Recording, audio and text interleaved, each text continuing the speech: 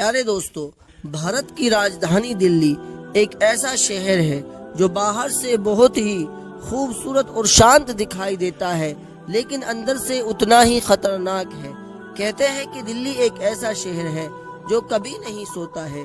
दोस्तों, इसी शहर दिल्ली में शिवानी नाम की एसपी मैडम अपने पद पर नियुक्त थी। बाहर से सुंदर, सुशील और सौम्य दिखने वाली शिवानी ठाकुर अंदर से बहुत ही पत्थर दिल की थी, बहुत ही खतरनाक थी। एक एक अपराधी शिवानी ठाकुर के नाम से कांपता था, क्योंकि शिवानी ठाकुर का स्वभाव ही ऐसा था। कहते हैं कि अगर कोई अपराधी नहीं होता फिर भी वो शिवानी ठाकुर का नाम सुन लेता तो उनके डर के कारण ही वो इंसान अपना अपराध मान लेता था। दोस्तों, शिवानी ठाकुर एक बहुत छोटे से गांव से निकल कर आई थी, आंखों में बड़े सपने लेकर, और उसने अपना सपना पूरा भी किया। दोस्तों, शिवानी ठाकुर वो महिला थी जो हमेशा न्याय के लिए लड़ती थी। शिवानी ठाकुर ने कभी किसी के साथ अन्याय नहीं किया। वो हमेशा सबकी मदद करती थी, कमजोर लोगों का साथ देती थी। लेकिन पता नहीं था कि एक रात शिवानी ठाकुर की जिंदगी में ऐसी भी आएगी कि वो शिवानी ठाकुर की जिंदगी बदल देगी। दोस्तों, एक दिन की बात है, एसपी मैडम अपने केबिन में बैठकर चाय पी रही थी। चाय पीते पीते अखबार की हेडलाइन पढ़ रही थी। तभी वहाँ पर रामू नाम का एक दरोगा आया। उसने एसपी मैडम को एक ऐसी खबर दी जिसे सुनने के बाद एसपी मैडम के पैरों तले जमीन खिसक गई। दरअसल रामू महिला तिहाड़ जेल का एक भोजन बनाने वाला दरोगा था।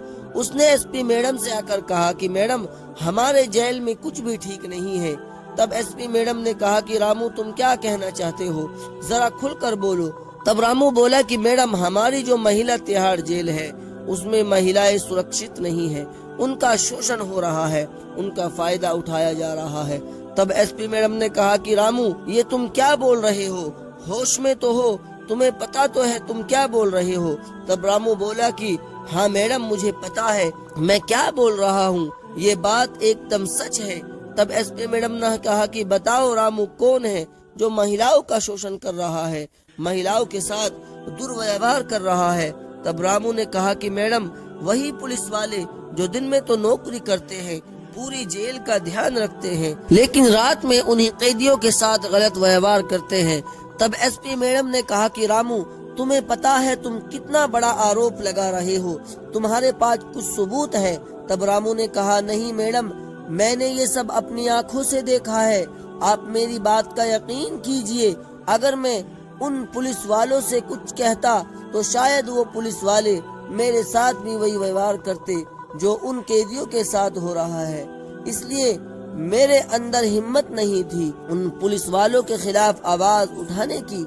इसलिए मैडम, मैंने ये सब बात आपको आकर बताई।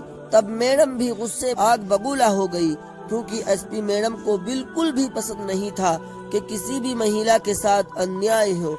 और मैंने आपको बताया है कि शिवानी ठाकुर वो औरत थी जो न्याय से लड़ने के लिए हमेशा तैयार रहती थी। अब शिवानी ठाकुर ने, यानी कि एसपी मैडम ने रामू से कहा कि रामू, तुम्हारा बहुत बहुत धन्यवाद जो तुमने मुझे ये खबर ला कर दी। लेकिन रामू, एक बात बताओ कि जब मैं पिछले सप्ताह उस जेल में आई थी तब किसी भी महिला ने मुझे ये बात क्यों नहीं बताई। तब रामू ने कहा कि मैडम, वहाँ पर जितने भी पुलिस वाले हैं वो सभी कैदियों को डरा धमका कर रखते हैं। कहते हैं कि अगर तुमने हमारे खिलाफ मुंह खोला तो तुम्हारी खैर नहीं, हम तुम्हारे साथ इतना बुरा करेंगे कि तुमने सोचा भी नहीं होगा। इस तरह की बातें कहकर पुलिस वाले महिलाओं को डराते हैं। तब एसपी मैडम बोली कि रामू, तुम्हारा बहुत बहुत धन्यवाद जो तुमने हिम्मत दिखाई। मैं तुम्हें सरकार से कुछ ना कुछ अवार्ड जरूर दिलवाऊंगी, लेकिन सबसे पहले मुझे ये बताओ कि इन सब तरह का व्यवहार कब होता है। तब रामू ने बताया कि मैडम, जब सारे पुलिस वाले दिन भर अपनी ड्यूटी करके थक जाते हैं, तब वो रात को उन महिलाओं के केबिन में जाते हैं जहां पर महिलाएं रहती हैं और वो अपनी सजाएं काट रही है। एसपी मैडम ने कहा कि कोई बात नहीं रामू, तुम जाओ और मुझे हर एक खबर देते रहना। मैं आज शाम को ही उस जेल का निरीक्षण करने आ रही हूँ। अब शिवानी ठाकुर के दिमाग में यही बात चल रही थी कि आखिर महिलाओं के साथ ही ऐसा क्यों होता है? क्यों हर बार महिलाओं को ही झुकना पड़ता है? दोस्तों, कहते हैं कि महिला का जीवन बहुत कठिन होता है। अगर कोई महिला गलत होती है तो पूरा समाज उसके खिलाफ हो जाता है, कोई साथ नहीं देता। लेकिन वो भी एक महिला है, उसे भी किसी के सहारे की जरूरत होती है और एक महिला ही दूसरी महिला को समझ सकती है। एसपी मैडम भी उन महिलाओं का दर्द समझ सकती थी, इसलिए आए दिन सबसे जाकर जेल में मिलती थी। अब दोस्तों, उसी दिन शाम को एसपी मैडम जेल का निरीक्षण करने पहुंची। तब एसपी मैडम ने सब कुछ देखा तो एसपी मैडम को बाहर से तो सब कुछ अच्छा लग रहा था, लेकिन आधी रात में उस जेल के अंदर क्या हो रहा था वो सिर्फ वहाँ की कैदी महिला ही जानती है। अब एसपी मैडम ने सब लोगों से पूछताछ की, सारे कैदियों से बात की, लेकिन किसी भी कैदी की हिम्मत नहीं हो रही थी कि वो एसपी मैडम को एक इशारा ही कर दे या कुछ बताने की कोशिश करे। तब एसपी मैडम समझ गई थी कि ये सब अपना मुंह ऐसे नहीं खोलेंगे। दोस्तों, दूसरे दिन एसपी मैडम वापस अपने केबिन में बैठकर यही सोचने लगी कि आखिर में इन सब का भांडा कैसे फोड़ूं, उन पुलिस वालों को बाहर लेकर आऊं जो महिलाओं का शोषण कर रहे हैं, उनके साथ गलत व्यवहार कर रहे हैं, उनका फायदा उठा रहे हैं। तब एसपी मैडम ने सोचा कि अगर मुझे पर्दाफाश करना है तो मुझे ही आज रात जेल में कैदी बनकर जाना पड़ेगा। अब दोस्तों, वो रात आ ही गई जिस रात ने एसपी मैडम की जिंदगी उजाड़ दी थी। लेकिन किस तरह एसपी मैडम इन सब से लड़ी और जीती, ये भी मैं आपको वीडियो में आगे बताऊंगा। 18 मार्च गुरुवार का दिन था, रात के 2 बजे थे। कुछ पुलिसकर्मी ड्यूटी पर सो रहे थे, कुछ पुलिसकर्मी रखवाली कर रहे थे और कुछ पुलिसकर्मी महिलाओं के साथ मौज मस्ती कर रहे थे और उनका फायदा उठा रहे थे। अब एसपी मैडम भी कैदी के कपड़े पहनकर तिहाड़ महिला जेल में घुस गई, लेकिन उसे ये पता नहीं था कि वो जिंदा बाहर आएगी या नहीं भी आएगी, क्योंकि कहते हैं कि जेल एक ऐसी जगह है जहां पर खून भी माफ होता है। अगर कोई कैदी किसी कैदी की हत्या कर दे तो वो भी माफ होता है, और अगर कोई पुलिस वाला किसी को मार दे तो वो भी माफ होता है। अब दोस्तों, रात के 3 बजे कैदी के कपड़े पहनकर शिवानी ठाकुर सबसे पहले जेल के अंदर पहुंची और उसी इलाके में गई जहां पर महिला अपने केबिन में बंद थी। उस केबिन के बाहर कुछ पुलिस वाले बैठे हुए थे और कुछ लोग महिलाओं से डांस करवा रहे थे, कुछ लोग महिलाओं से पैर दबवा रहे थे और कुछ पुलिस वाले महिलाओं के साथ गलत व्यवहार कर रहे थे। जब एसपी मैडम ने सब कुछ देखा तो उनके पैरों के तले जमीन खिसक गई। अब एसपी मैडम को ये तो पता था कि वो अगर जेल में जा रही है तो उसे कुछ न कुछ तो सबूत चाहिए ही होंगे न्याय दिलाने के लिए। अब एसपी मैडम जब जेल में उस रात आई तो एसपी मैडम एक गुप्त कैमरा और एक छोटा सा माइक अपने कॉलर में लगाकर गई। जैसे ही एसपी मैडम वहां पर गई तो एक पुलिस वाला एसपी मैडम के पास आया और कहने लगा कि तुम कौन हो, मैंने तुम्हें आज तक यहाँ पर नहीं देखा, तुम्हारा नाम क्या है? तब एसपी मैडम ने कहा कि साहब, मैं आज ही आई हूँ, सुबह ही मुझे यहाँ लाया गया है। तब एक पुलिस वाले ने कहा कि तुमने क्या अपराध किया है? तब एसपी मैडम ने कहा कि साहब, मेरे ऊपर चोरी का आरोप लगा है लेकिन मैंने कुछ नहीं किया। तब 2-3 पुलिस वाले वहीं पर मौजूद थे और वो कहने लगे कि सब यही कहते हैं कि मैंने कुछ नहीं किया, तुम्हारा नाम क्या है? तब एसपी मैडम ने अपना नाम रुक्मणी बताया।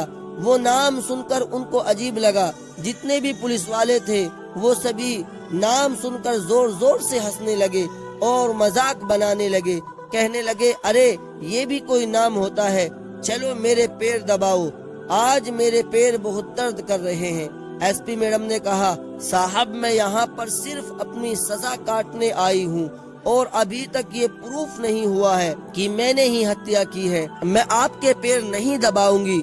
तब 2 दरोगा बोले, सवाल जवाब मत करो, चुपचाप जैसा सर कह रहे हैं वैसा करो, नहीं तो तुम्हें ऐसे केबिन में ले जाऊंगा कि तुम उस केबिन के बाहर आने लायक नहीं रहोगी। तब एसपी मैडम कहने लगी, चाहे कुछ भी हो जाए, मैं यहाँ पर पुलिस वालों के पैर दबाने नहीं आई हूँ, मैं यहाँ पर अपनी मर्जी से नहीं आई हूँ, मैं अपनी सजा काटने आई हूँ। मुझे झूठे आरोप में फंसाया गया है, मुझे माफ कर दो, मैं आपके पैर नहीं दबाऊंगी। तब एक महिला आई और उसने कहा कि बेटा, ये जो बोल रहे हैं वैसा करो, अगर नहीं किया तो ये तुम्हें बहुत जलील करेंगे, तुम्हें बहुत मारेंगे।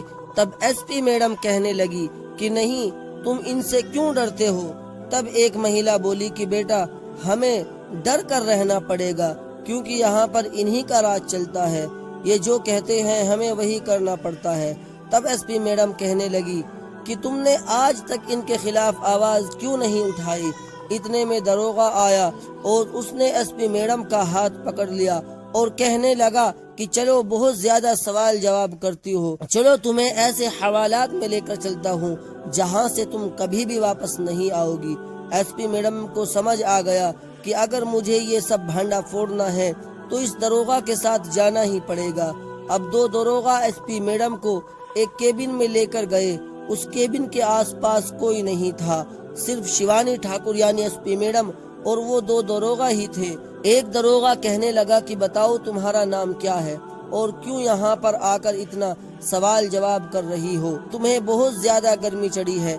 दूसरे ने कहा कि ये आजकल की लड़कियाँ अपने आप को ज्यादा ही समझती है, ये जानती नहीं कि अगर हम पुलिस वाले एक अच्छे दोस्त बन सकते हैं तो उससे बुरे दुश्मन भी बन सकते हैं। तब एसपी मैडम कहने लगे कि साहब, आप दोनों मुझे यहाँ पर क्यों लेकर आए हो, मैंने क्या गलत कहा। तब दोनों दरोगा कहने लगे कि चुपचाप यहीं पर खड़ी रहो, आधे घंटे में हमारे साहब आएंगे, वही तुम्हारी हेकड़ी निकालेंगे। एसपी मैडम का दिमाग चला और एसपी मैडम ने उन दोनों दरोगाओं को अपनी सच्चाई बता दी। लेकिन क्यों बताई, इसके पीछे भी मैं आपको एक कारण बताता हूँ।